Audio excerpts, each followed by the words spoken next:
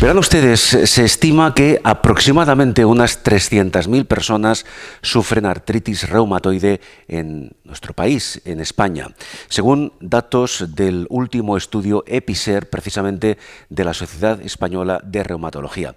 Se trata, a modo de pequeña introducción, se trata de una enfermedad reumática, autoinmune y crónica que provoca inflamación en las articulaciones y que supone un gran impacto para los pacientes que, en su mayoría, además, y contrariamente a lo que se piensa, son personas jóvenes y en edad laboral activa. Además, los expertos advierten que produce importantes costes directos, en muchos casos derivados de la atención sanitaria y el uso de fármacos, y además indirectos, bajas laborales, impacto en la calidad de vida de los pacientes, etcétera.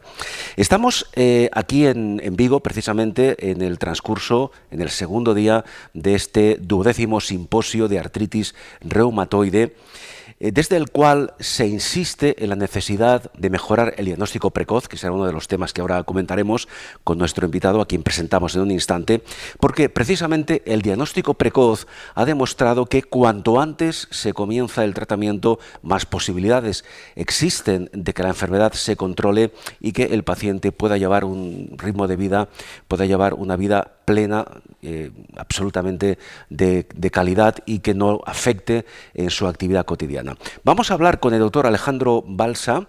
El doctor Alejandro Balsa es jefe de servicio de reumatología del Hospital Universitario de La Paz en Madrid. Doctor, encantado de saludarle. Muchísimas gracias. Gracias a usted. Bueno, 300.000 personas a fecha de hoy que sufren artritis, quiero decir, que están diagnosticadas en este caso, que sufren artritis reumatoide en España. ¿Esta cifra cómo es de preocupante? Si es que lo es. A ver, por supuesto que es preocupante. Es una enfermedad crónica que hasta hoy no tiene en muchos casos una cura definitiva, que obliga a un tratamiento continuo, y eso origina, aparte de costes sociales, personales importantes, origina una carga para los pacientes y las personas que lo sufren, su entorno. Por lo tanto, como una enfermedad importante y que si se deja a su evolución natural es grave, acorta la vida y produce serias consecuencias, pues entonces es algo que es relevante y que hay que tener en cuenta, por supuesto. Claro, al margen de esta cifra, ¿existe o puede existir un colectivo de personas que no están diagnosticadas todavía?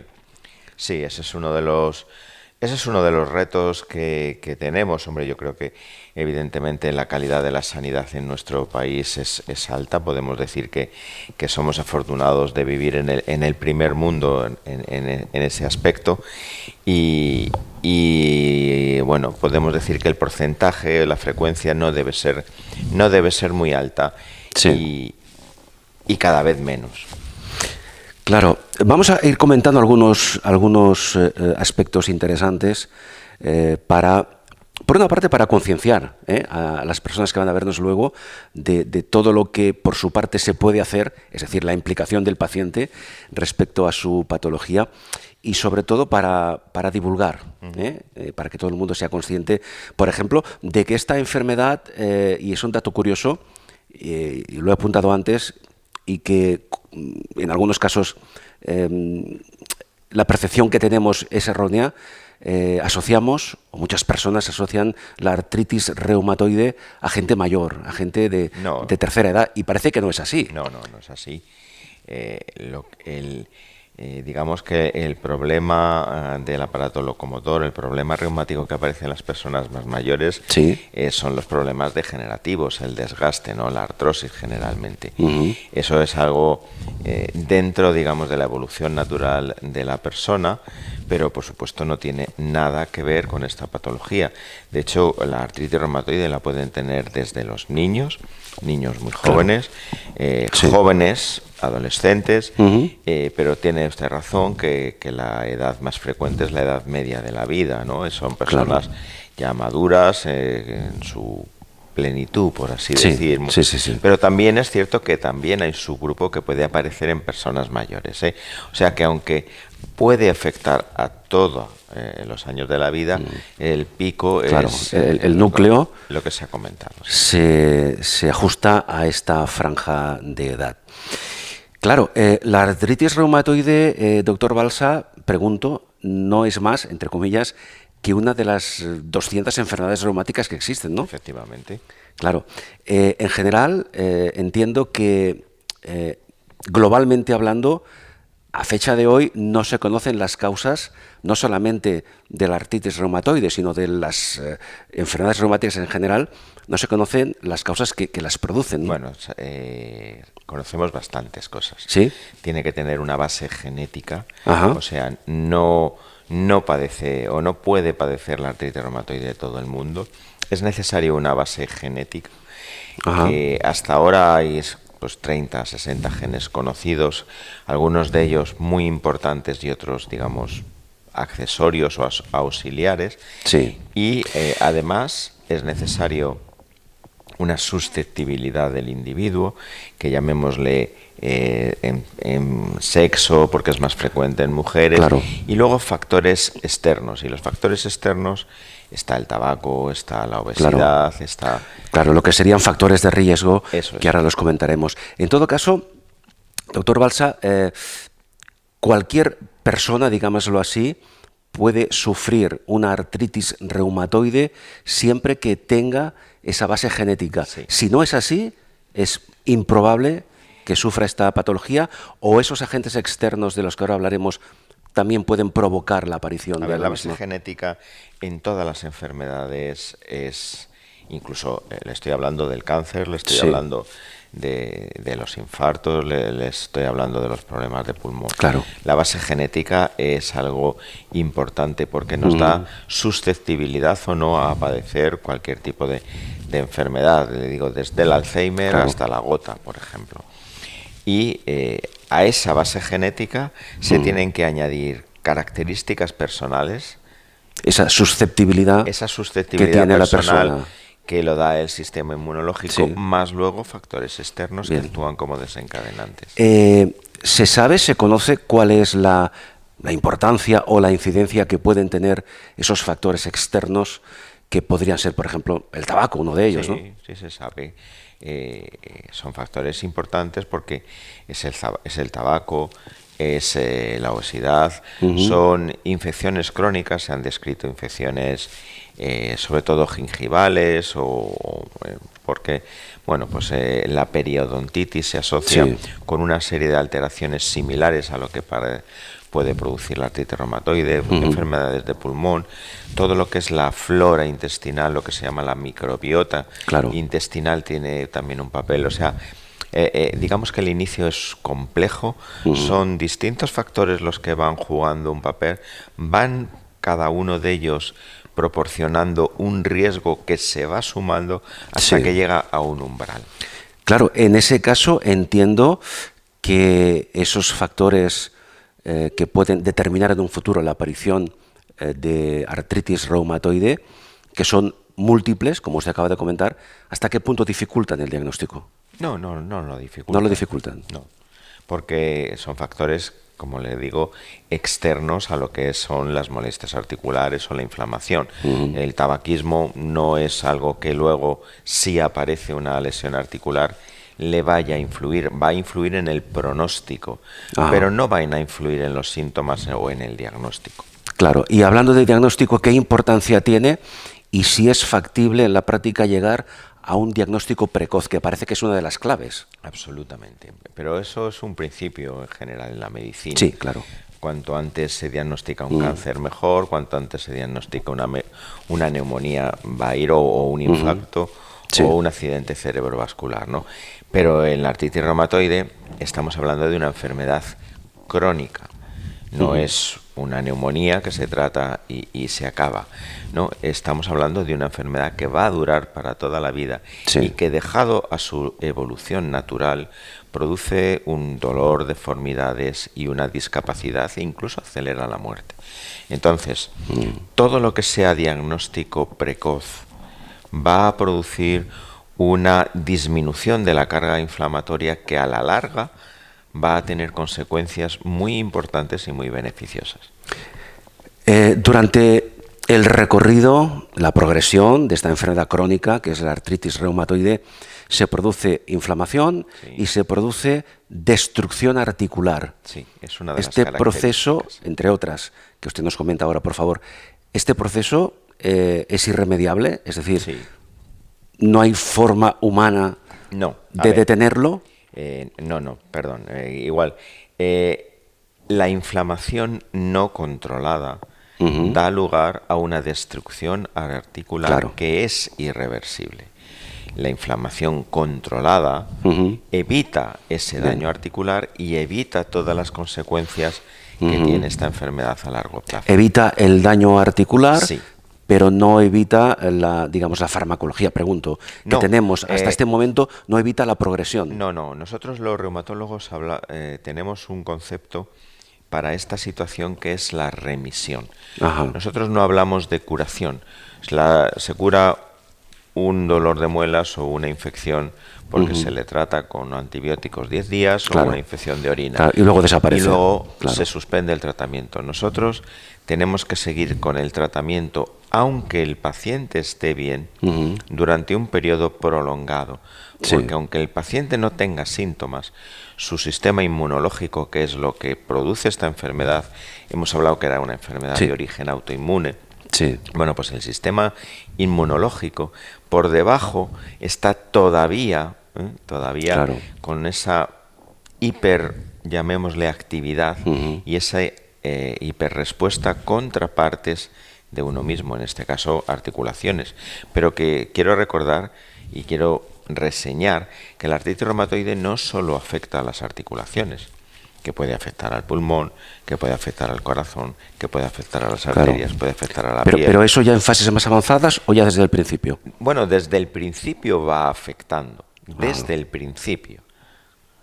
Lo que pasa es que, claro, como es un proceso relativamente lento, los síntomas pueden aparecer a los 5 años, a los 7, a los 10, 15.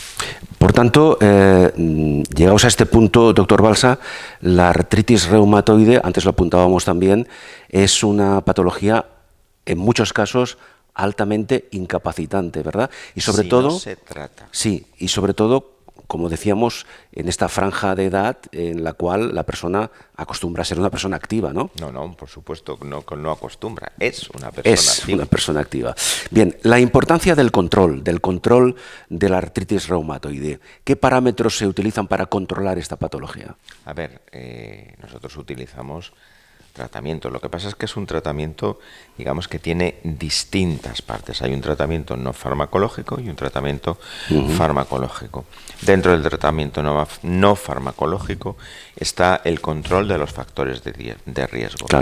El tabaco, ya les he comentado que el tabaco, curiosamente, es el principal factor de no respuesta a algunos de los medicamentos que nosotros utilizamos. Por lo tanto, artritis reumatoide y tabaco es una combinación. Son incompatibles. Incompatibles. Nosotros decimos que es la tormenta perfecta. Luego hay que controlar el sobrepeso. El sobrepeso y la obesidad lo que conlleva es un grado de inflamación crónico, pero muy pequeño. Pero ese grado de inflamación crónico que se asocia a la obesidad se suma a la inflamación producida por la artritis reumatoide y entonces impide en muchos casos un correcto control. Por lo tanto, el sobrepeso es algo que tenemos que manejar. También la dieta. Se ha visto como la dieta mediterránea que es una dieta antiinflamatoria. Por lo tanto, la dieta mejora mucho los hábitos saludables, por supuesto, en general. Claro, el paciente que ya está diagnosticado y que sigue un control por parte del especialista en este caso, acostumbra a ser un paciente, digamos, proactivo con su patología, es un paciente empoderado, se interesa por saber la progresión de su enfermedad. ¿Esto de qué depende? Bueno, depende de muchos factores. Primero, depende del grado de conocimiento, y lo que pasa es que en la evolución, digamos que en estos 20, 30 últimos años, todo el conocimiento de la artritis reumatoide ha cambiado, conocemos mucho más y sobre todo existen muchos más instrumentos o herramientas por los cuales las personas pueden enterarse y pueden conocer mejor la enfermedad. Algunos de ellos no son tan buenos o tan científicos, pero otros sí que lo son. Y ahí existen asociaciones de pacientes, existen grupos de ayuda y, por supuesto, bueno, pues sus médicos ejercen también un papel no solo digamos, de tratar esa enfermedad, sino de tratar al paciente de una manera más global. Claro, sí. Precisamente, si el paciente se implica en el conocimiento y en el control de su patología, en este caso artritis reumatoide, evidentemente esto va a repercutir positivamente, ¿verdad?, en la evolución. Sí. De hecho, esa implicación lo que lleva es un aumento en lo que es la adherencia al tratamiento y el cumplimiento, la persistencia. Y eso es algo que a largo plazo es fundamental. Uno de los problemas más importantes a la hora del tratamiento es que no sea un tratamiento que sea acordado. Quiero decir, la mayoría de las personas que padecen esta enfermedad no tienen un conocimiento de medicina suficiente para, digamos, comentar o discutir con el médico, y aceptan, pero sí que tienen la posibilidad de preguntar, de comentar, de saber. Y ese intercambio de información entre el paciente y el médico, el diálogo, en definitiva, es lo que hace que sea una decisión compartida. Evidentemente el médico es el que va a, digamos, y explicar al paciente que en su situación este es el tratamiento que probablemente mejor le va a ir, pero nosotros no tenemos marcadores de respuesta. Por lo tanto, siempre existe un grado de incertidumbre que también el paciente debe conocerlo. Sin duda alguna. Dos últimas cuestiones. Hablábamos antes de la conveniencia o la necesidad incluso de tratar al paciente con artritis reumatoide de forma integral, de forma global. Esto entiendo que implica que el reumatólogo en este caso no solamente tenga una formación muy amplia, sino que además sepa interpretar esa amplia variedad de síntomas que pueden inducir al diagnóstico. Esto, ¿cómo complica la labor del reumatólogo? Bueno, es decir, el tratamiento integral del paciente. A ver, no es que lo complique, pero es que es parte del tratamiento. Como le digo, hay una parte como lo hemos comentado, tiene una parte, digamos, de medidas generales. Hay otro tratamiento que es farmacológico, las pastillas que se tienen que tomar para frenar la enfermedad, pero hay otra parte de control de todo lo que puede parecer. Pues, por ejemplo, estas personas pueden tener con relativa frecuencia dolores en los pies que les impiden la deambulación. Ahí nuestros compañeros fisioterapeutas, estudios de la marcha, ortesis, plantillas, todo eso le produce o puede producirle un alivio de los síntomas muy importantes. Por ejemplo, esos síntomas pulmonares o incluso la sensación de que en algunas personas, digamos, se asocia a un bajo estado de ánimo, porque a veces se piensan que la enfermedad les va a poder, y eso realmente juega en contra de ellos. Claro. Sí, el factor psicológico ahí tiene un papel fundamental. Y me gustaría... podríamos estar hablando con usted un par de horas, evidentemente el tiempo es el que es, porque además el doctor ahora tiene que incorporarse de nuevo al simposio. Me gustaría estos últimos minutos, doctor Balsa, dedicarlos a que nos hable de los avances que se han producido, sobre todo en el tratamiento de la artritis reumatoide. ¿Dónde estamos y hacia dónde vamos?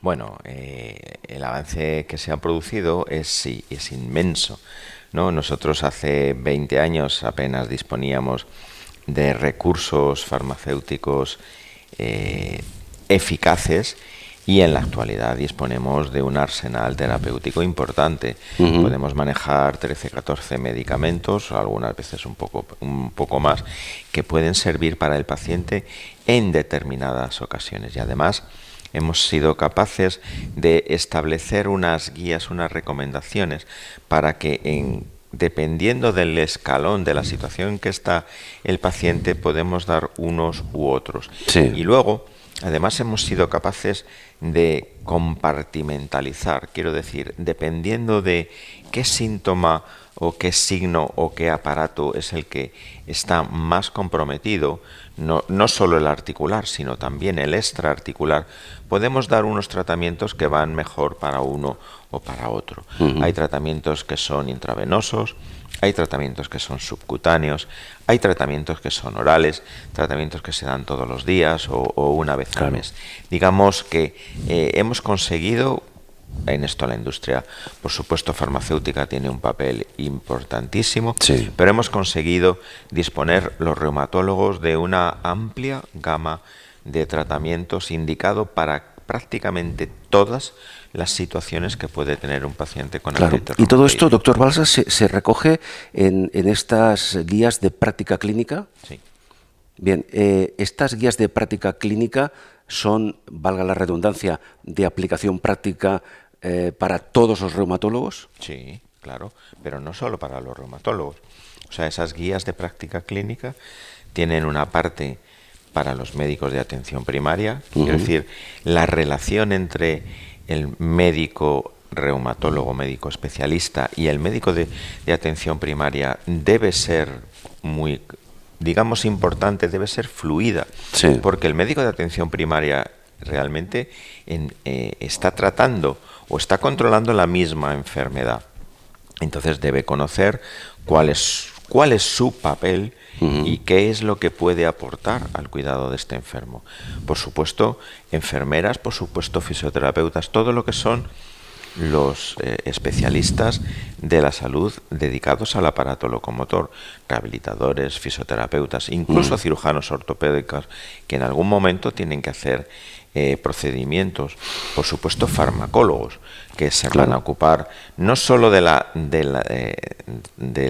tratamiento, sino de las posibles interacciones que puede haber. Claro. O sea que estas guías de práctica clínica no solo están destinadas al reumatólogo, están destinadas a todos los profesionales de la salud que puedan tener relación con un paciente con artritis reumatoide. Un último matiz, porque usted acaba de comentar ahora posibles interacciones, y yo añado posibles interacciones y posibles efectos secundarios. Sí. A nivel farmacológico, el tratamiento de la artritis reumatoide, ¿a qué nivel está en este sentido? Bueno, no hay ningún tratamiento médico que no tenga el riesgo de producir un efecto secundario. Lo que le puedo decir es que todos los tratamientos que usamos en los pacientes con artritis reumatoide tienen un riesgo aceptable y tienen nosotros, una de las cosas que también hemos hecho en esta guía de práctica clínica es la gestión del riesgo. Y la gestión del riesgo empieza antes incluso de dar el tratamiento. Quiero decir que antes de dar el tratamiento, por ejemplo, hay que estar seguro de que el hígado, el riñón de este paciente está bien, de que no tiene una hepatitis vírica, de que no ha tenido, por ejemplo, antecedentes de tuberculosis, de que tiene todas las vacunaciones al día, porque todo eso va a disminuir el riesgo de las infecciones que hoy por hoy son, digamos, el riesgo más importante. Claro. Ahí precisamente entra de nuevo ese concepto de conocimiento integral del paciente, para que el reumatólogo pueda actuar en consecuencia. Vamos a despedirnos y yo le voy a pedir una reflexión breve final que se dirija a usted a aquellas personas que luego van a ver esta entrevista y que, lamentablemente, pues han recibido hace poco tiempo un diagnóstico de artritis reumatoide? ¿Qué reflexión les diría usted a esos pacientes? Bueno, yo les diría que piensen que es una enfermedad que, aunque les hayan dicho que no se cura, que es verdad, es una enfermedad que se trata. Y es una enfermedad que, con un tratamiento correcto y con una respuesta adecuada, puede hacerles a ustedes tener una vida absolutamente normal, desde su aspecto físico, psíquico, profesional, personal, laboral, lo que quieran. Por lo tanto, lo que hace 50 años era probablemente un desastre, era algo irremediable, hoy en día se ha convertido en una situación totalmente tratable y asumible. Y sobre todo, lo que le diría es que el futuro de esta enfermedad, tal y como va la investigación en estos casos, es un futuro que yo auguro como brillante. Pues con estas palabras despedimos desde este 12º simposio de artritis reumatoide de la Sociedad Española de Reumatología, aquí en el Auditorio y Palacio de Congresos Mar de Vigo, en Vigo precisamente, al doctor Alejandro Balsa. Doctor, muchísimas gracias. El doctor Alejandro Balsa, como antes decíamos, es jefe de servicio de reumatología del Hospital Universitario de La Paz en Madrid.